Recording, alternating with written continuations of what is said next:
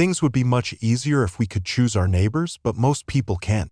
And unless you want to feel miserable at home, it's best to get along with them unless, of course, they show no interest in being friendly. In that case, it's time to stop trying.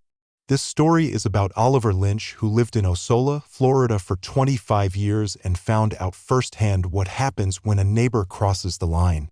Oliver was a well-established resident, having lived in the same house for decades. The space next door had always been empty, just a plot of land he could admire. But one day, construction started on that lot, and he wondered what the new neighbor would be like. Things took a turn when his new neighbor set up a row of cinder blocks along the driveway, clearly marking where their property began.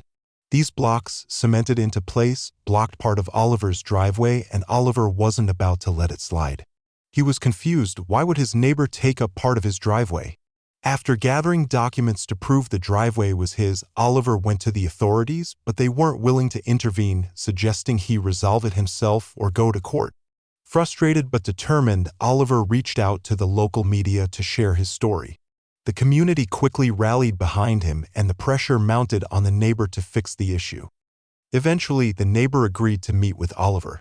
He explained that he had received incorrect information about the property line, and once the misunderstanding was cleared up, the cinder blocks were removed. The neighbor apologized, realizing his mistake, and Oliver was able to reclaim his driveway. This conflict not only put Oliver's patience to the test but also exposed some flaws in the system. Despite having legal proof of ownership, the authorities were unwilling to step in, forcing Oliver to take matters into his own hands. His persistence, even when it seemed like a small issue, eventually led to a positive resolution.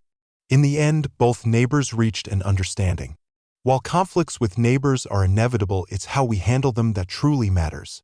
Some people prefer to keep to themselves, but Oliver's story shows the value of standing your ground when necessary.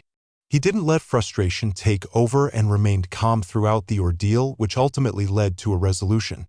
Oliver's story is a reminder that it's not just about the property line, it's about standing up for what's right, even when it seems like a small issue. He showed that perseverance, patience, and dignity can lead to success, and in the process, he even started building a new relationship with the neighbor who once seemed like a nightmare.